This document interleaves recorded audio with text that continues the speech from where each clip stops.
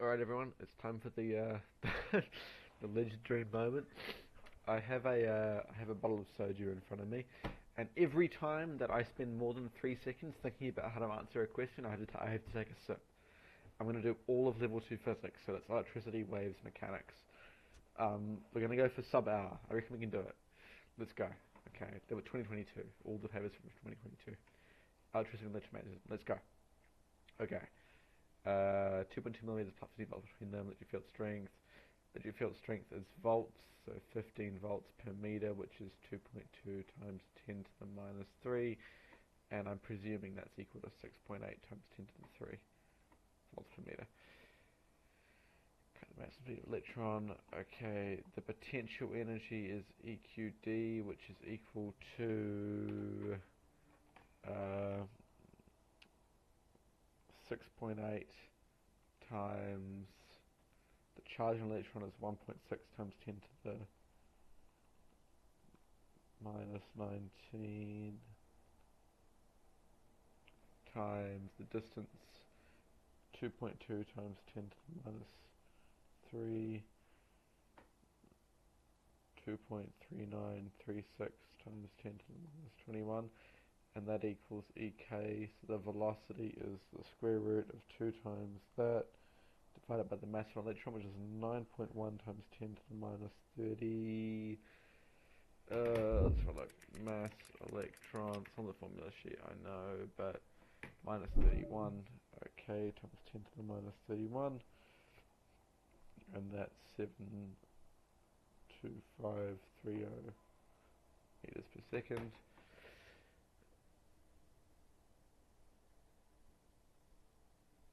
Use physics principles to explain why this is incorrect. Electron released.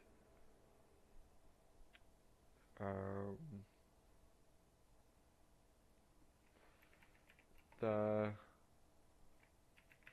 speed is determined by the final kinetic energy, which will be equal to the initial kinetic energy if the plates are further apart by a factor of n. The electric field strength drops by 1 on n, but D increases by n, so same potential. EQD, volts per meter. Yeah. Thus, the speed is the same. I think. I might have speedrun that too much.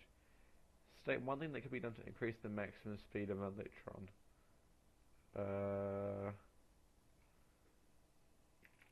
Increase the... That was 3 seconds. Fuck. Wait.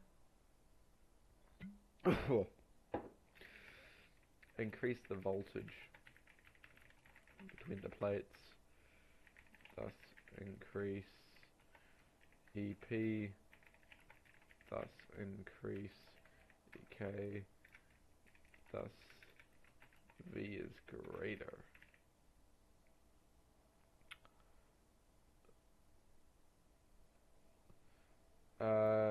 E field is proportional, if it's volts per meter, to voltage, and inversely proportional to distance. Distance is doubled, so that's half. Voltage is halved, so 1/4 the strength. Well, 1/4 of the strength would be something like... This is a stupid question, but it would be something like this.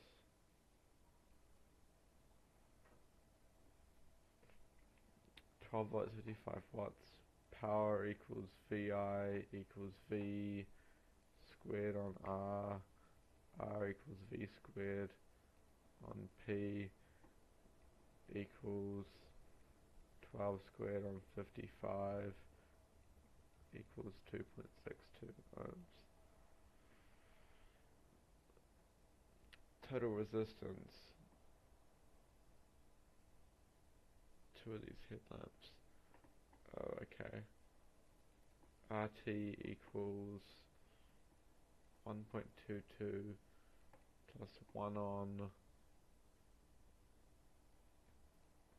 2.62 plus 1 on 2.62 to the minus 1. That's 1.22 plus 1 on 2.62 plus 1 on 2.62 the power of minus 1. That's 2.53 ohms.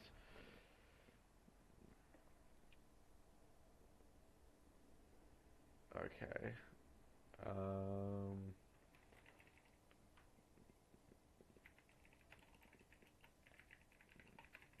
Increases the resistance of the branch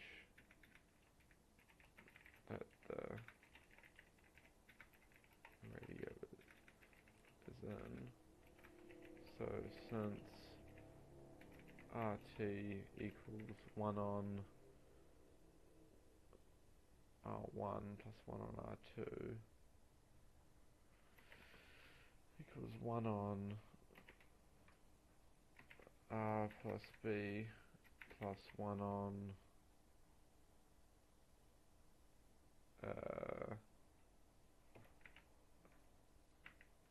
A to the power of minus 1. This decrease this so this will increase the total resistance, so the total current is less, hence less current supplied to A, this power, this brightness. Huge.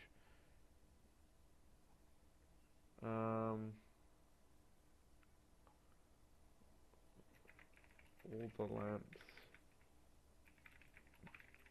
would experience a different voltage, not very good. All would be different brightness. That's not ideal. And something like the radio stupid in parallel, put it in series or remove it. I don't know, who cares. The voltage is V equals BVL equals the magnetic field strength is 1.2 times 10 to the minus 3 times the velocity, which is 2.7 times the length, which is very crucially 14.3 times 10 to the minus 2. So that's 4.63 times 10 to the minus 4 volts. Force equals Bill equals B times BVLV on R equals 1.2 times 10 to the minus 3 squared times 14.3 times 10 to the minus 2 squared times the velocity. Oh wait, I'm selling. That's such a waste of time.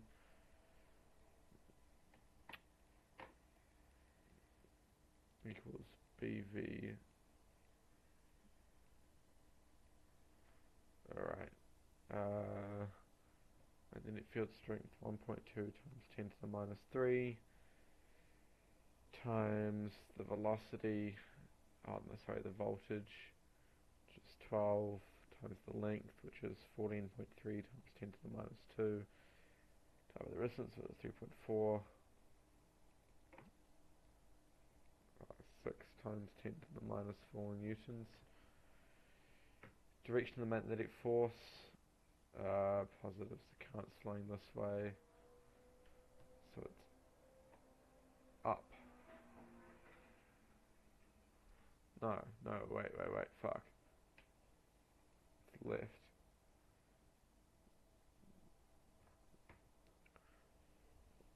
Clear mark on the diagram above, the electron moves around the circle.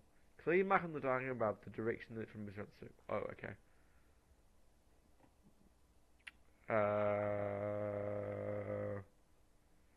If it were moving this way, then the current would be not that way, so the force would be downwards. Oh wait, shit. Force equals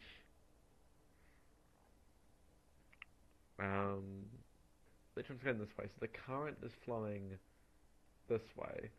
So current flowing that way implies a magnetic force upwards on all positive charges. So electrons would go downwards. They're going this way, so it would like force it this way. Okay. Moving charges in a magnetic field of force. The definition. I mean, there's not much else you can say. Righto, that's good enough for me. That's that one done. Wait, fuck. I need to drink once. I'm doing well.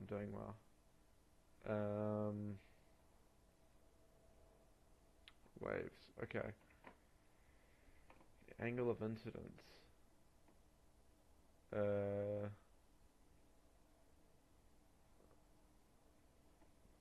Inside the glass. Alright.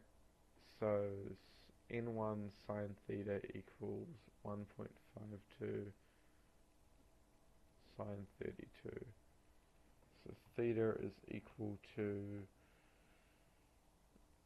1.52 sine 32. Oh, that'd be in degrees, and then sine inverse of answer 53.7 degrees. Slows. V equals 1 out of 1.52c, I think.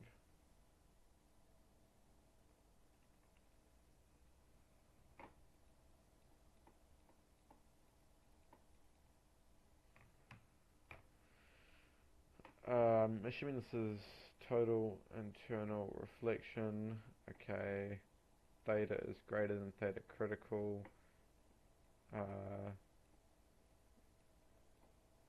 dense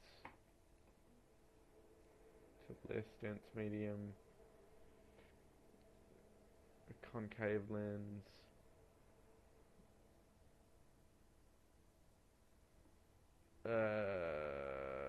okay.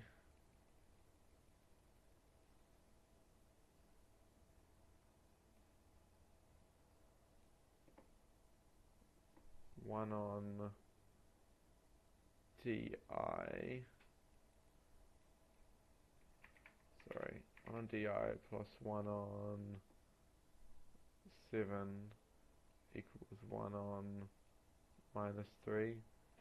So DI equals 1 on minus 3 minus 1 on 7. DI equals minus 2.1. Right, okay.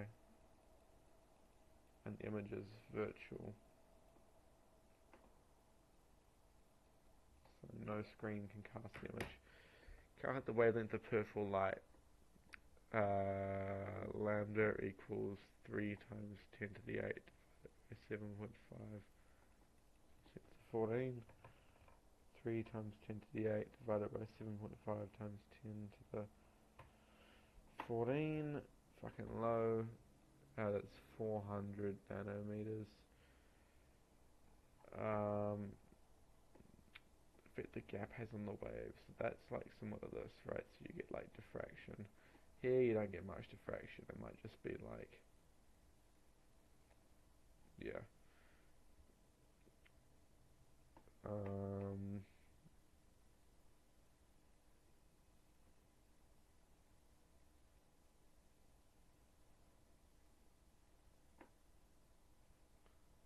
And then it's like, oh look,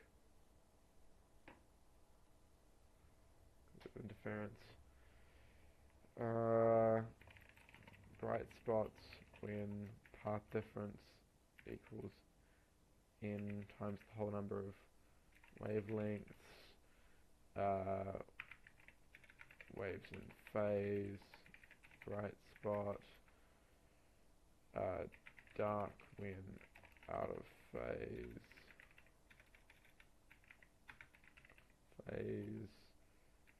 Path difference is half a wavelength. Yeah, that's about it. Alright. Convex lens. Okay.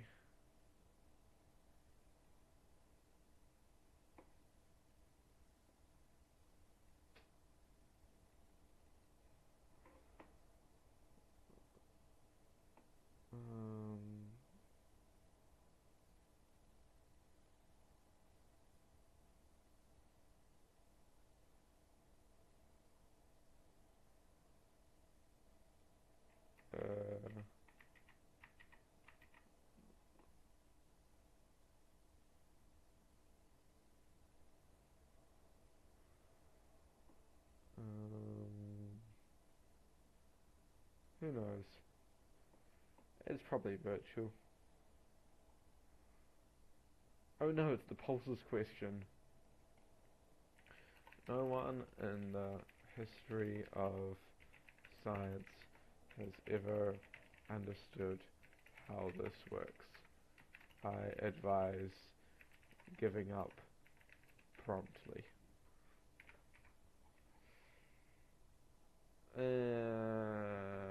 Virtual image with a concave mirror. Position the object in face of the mirror. It's somewhere. It's good enough. Compare the similarities and differences of the images with the virtual image formed by convex mirror.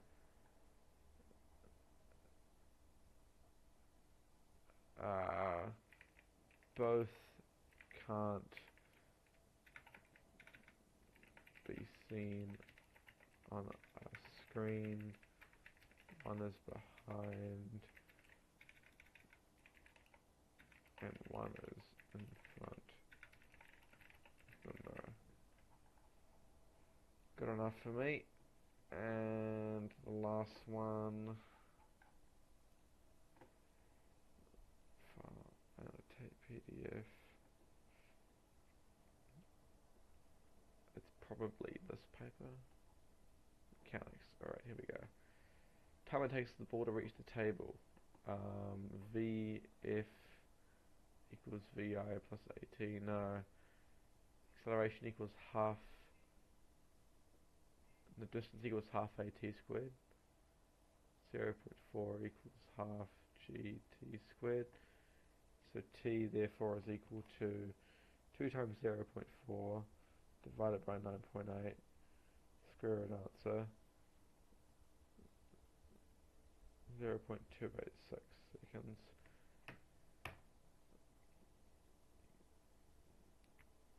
It doesn't. Everything falls with equal acceleration. Calculate the ball's final velocity. Okay. Vxi equals 0, acceleration equals g,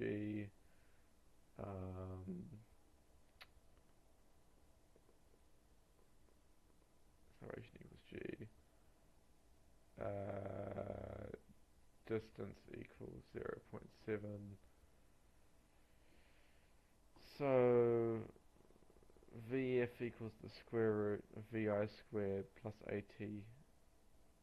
Vf squared equals Vi plus 2AT. 2A. Vf squared equals Vi squared plus 2AT. Yeah, okay. So square root of 2 times 9.8 times 0.7 equals 3.704. And that's in the y direction. And the time it takes to do this, Vf equals Vi plus AT. So 3.704 minus 0 divided by 9.8. That's the time. So the velocity in the x direction was velocity equals distance divided by time. Meters per second. Distance divided by 0.3379 equals 4.76. So therefore the final velocity is 4.76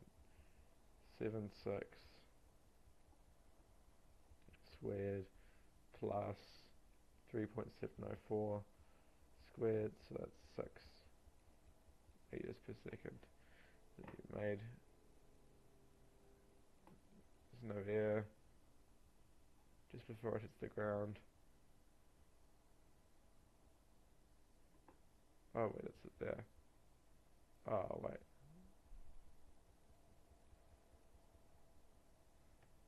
Total energy, okay, that's half times 250 times x, which is 0.1 squared, 1.25 joules.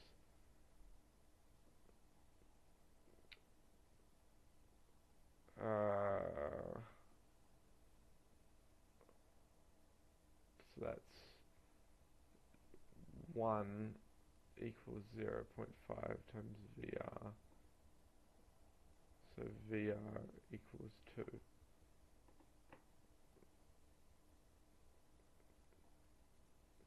So momentum conserved. No net force external.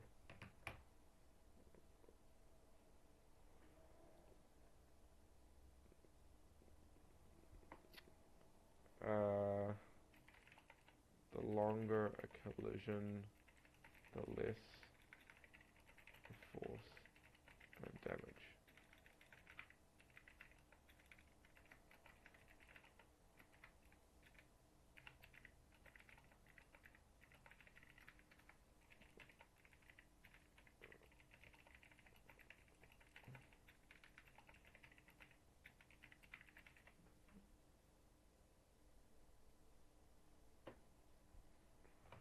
Newton's third law of forces.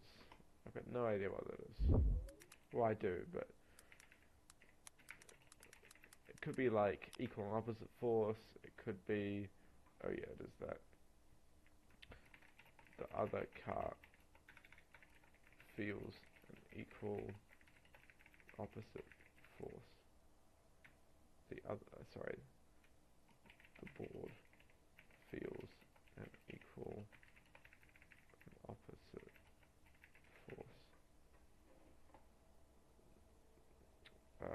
Force equals the change in momentum, which is 4 divided in time. So 4 divided by 0.02.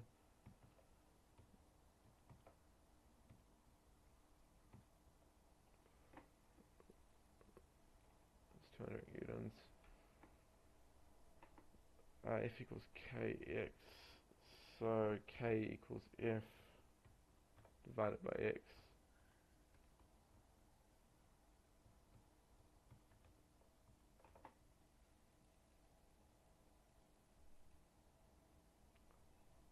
it feels a weight force downwards, and it feels two support forces upwards. And support force 1 plus support force 2 plus gravity will sum to equal 0.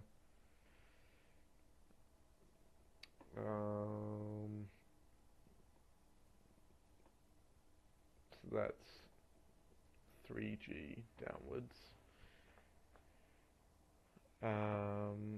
So it must be true that FA plus 3g equals FB, and talking about point A would imply that 0.3 FB equals 3g, so 1, 3g. So FB equals 3 times 9.8 divided by 0.3, it's 98. So FA equals 98 minus 3 times 9.8.